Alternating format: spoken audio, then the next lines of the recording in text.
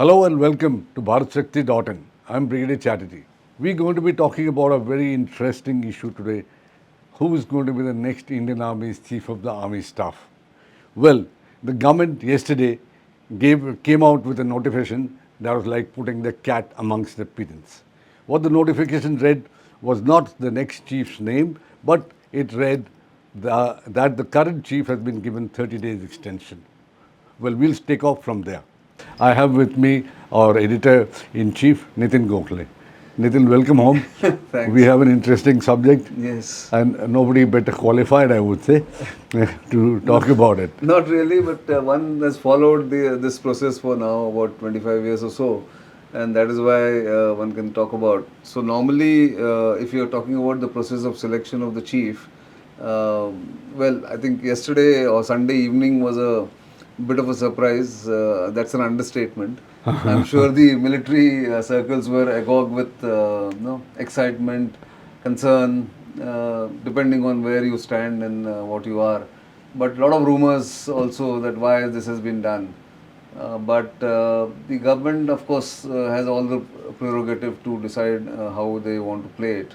So I was mildly surprised that this has happened, but not as surprised as most people are, because we are in the midst of a very bitter and a very long election process or campaigning that is going on.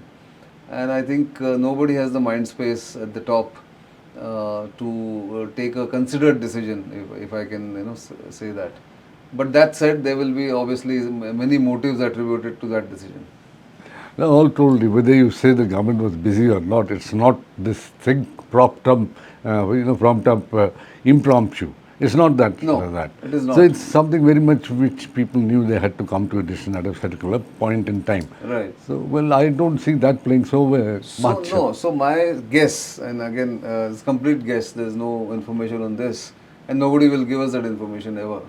So, is that the process, just to take our viewers through the process. That'll be fine. What happens is that the Ministry of Defence, and not the CDS yet, not the DMA, the Department of Military Affairs created in 2020, but the Ministry of Defence and Department of Defence actually ask for the names of senior most generals eligible to be elevated to the chief's post, maybe 2 or 3 months in advance. And they also ask for detailed dossier. There used to be a practice of sending 3 names earlier. I'm told sometimes it varies to 5 names, because Army has 7 Army commanders and 1 vice chief who are eligible for selection.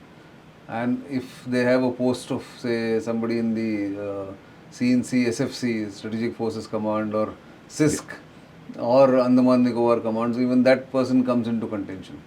But there are basically 7 army commands, and then one of those people will also always be in contention theoretically. Whoever is in the army. Whoever is in the army commander's post. An equivalent army commander. So that is there. So 3 or 4 senior most names are asked for, their detailed dossier is asked for. And then the Defence Secretary, with the help of JSG, as they call it, JS General, prepares a file, putting all these names there in that file, where the dossiers are attached, or copies of the dossiers are attached, of each of the people in seniority. And the Defence Secretary then writes a recommendatory note, which is signed off by the Raksha Mantri. It is not the Defence Secretary's recommendation, but he sort of drafts that recommendation, and the Raksha Mantri, so it is considered to be the Raksha Mantri's recommendation to the CCS. Not really the CCS, actually. Earlier it used to be CCS, now it goes to the ACC and to the Prime Minister's office. So that is how that entire file goes, with either 3 names sometimes with 5 names. So my suspicion here is that once the elections were announced, although it is known that on 31st May, General Pandey, the current chief who's got the 1 month long extension, would retire, nobody thought about the busy schedule the Prime Minister and the members of the ACC would have going forward. So the file perhaps went to the PMO much later than normally it would go. And it has been a practice for the last 10 years now that names are announced only 10 days in advance or 15 days in advance. Unlike earlier times, we used to sometimes get to know in 2 months in advance that who's going to be there. So that is one possibility. The second possibility is that because this election is so hotly contested and so it's bitterly sort of competitive, the government in its own wisdom or people in the government in their own wisdom would have thought it's better to give a credible decision after a new government is formed, after results are declared on 4th of June.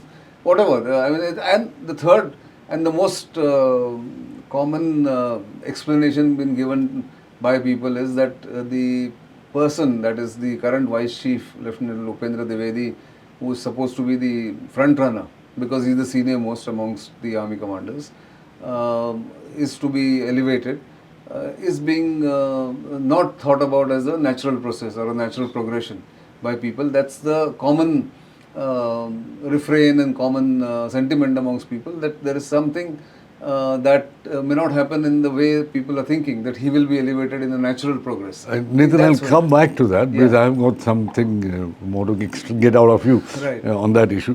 But tell me first, this extension business that has been taken resort to by the government, 30 days extension. Correct. Now, have we given extension earlier to any army chief?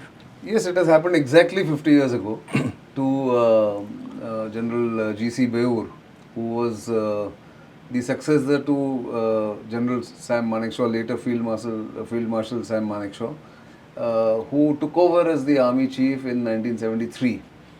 And by the time he was to retire at the age of 58 that time, those days army chiefs the chiefs used to retire at 58. And the lieutenant generals or equivalent 3 stars used to retire at 56. So his retirement age, according to his age, would have been retirement date would have been April 1974. His assumed successor was a very famous general, Lieutenant General PS Bhagat, of the Bombay Sappers, Victoria Cross winner in the Second World War at a very young age, and a very prominent general who was also part of the Henderson Brooks and Bhagat committee, which went into the 1962 war debacle that time. So he was widely assumed to be the next chief because his retirement age or date was supposed to be October 1974.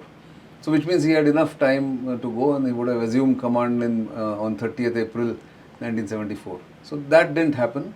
And the ostensible reason given by the government that time, headed by Mrs. Indira Gandhi as Prime Minister, was that General Bewoor's tenure was truncated because his predecessor, Field Marshal Sam Manekshaw, had been given an extended service because of his contribution to the 1971 war, and therefore he had only been in the chair of, General Bewoor was in the chair of the chief for 18 months, which is not adequate, and he deserves to be given at least another year. So that reasoning was taken, or at least that was the logic they tried to that is how it was projected to the media and to the people, and he was given that 1 year extension in April to 1974, which automatically ruled out Lieutenant General Bhagat. And later, 1 year later, Lieutenant T. N. Raina succeeded General Bewoor as army chief. So this is how it has happened before. But this is exactly 50 years ago. There's a small coincidence in this 50th year about these officers being engineers involved in both. In this case, the army chief is from engineers, and their General Bhagat was from engineers. Right. But however, so that time the victim was from engineers. Today the gainer is from engineers. So they've changed their possessions on the board. Yes. That is what's happened. Okay, right. The extension we've talked about, I still have a feeling that somehow I don't see General Upendra Dwivedi quite at the same, quite the front runner like you said anymore. Because if he was the front runner and the decided front runner, and notwithstanding all those reasons you have given, like being busy with elections, Right. then he would have made it clean through. Sure. So what do you have to say about that? So, yeah, so now that's why people are speculating that maybe the government has second thoughts about it, maybe the government has something else in mind. So, if that is the case, then what happens? What are the alternatives? People are asking. So, one doesn't know. Again, nobody knows until the results or the decision is declared. We don't get to know. Like yesterday, it came as a bolt from the blue on Sunday evening when the small press release of the PIB came, which said 1 month extension given to the current COAS. So we'll have to wait and watch what what the government decides. But yes, there are various permutations and combinations one can think of. But as I see it, at least now, there is no change in the setting. Right. I mean, it's not that somebody is put off the chessboard Not yet. altogether, Not neither for General Dwivedi, nor for General AK, or not for any other general. So General AK, for instance, if the viewers don't know, is the second senior person. They are co-mates. They were born in the same month, same year, and both are slated to retire if neither of them, suppose, becomes the chief. Then both are slated to retire by June 30th because they would have attained the age of 60 years by June 30th, 1 month later. So again, it's up in the air. One doesn't know what the government has in mind. Either one of the two becomes, or if there is a third contender we don't know about, or we have not thought about, we don't know that. Now, in that case, perhaps this extension would have been a little longer and they would have retired on the 30th of June. Right. The other two contenders. Correct. Well, thank you, Nitin. If there is nothing more that you really want to add. No, so I just want to say this, that a lot of people have speculated on various issues. Somebody has said General Pandey has been given the extension because he will help. If the current government loses, then he will help them in remaining in power. You know, all kinds of wild theories have been propagated. I don't think India is an immature democracy. Transfer of power has never been a problem. And I don't think the Indian army is like the Pakistani army, which controls the levers of power everywhere and can stage a coup. Indian army is not that, and therefore I think it's just one of those administrative and convenient decisions that has been taken for whatever reason. We'll have to wait and watch for another maybe 15-20 days or maybe 3 weeks. We'll get to know who's going to be the next army chief. I agree with you fully, Nitin. This system has a process for all this officers to be coming up, filtered at every stage.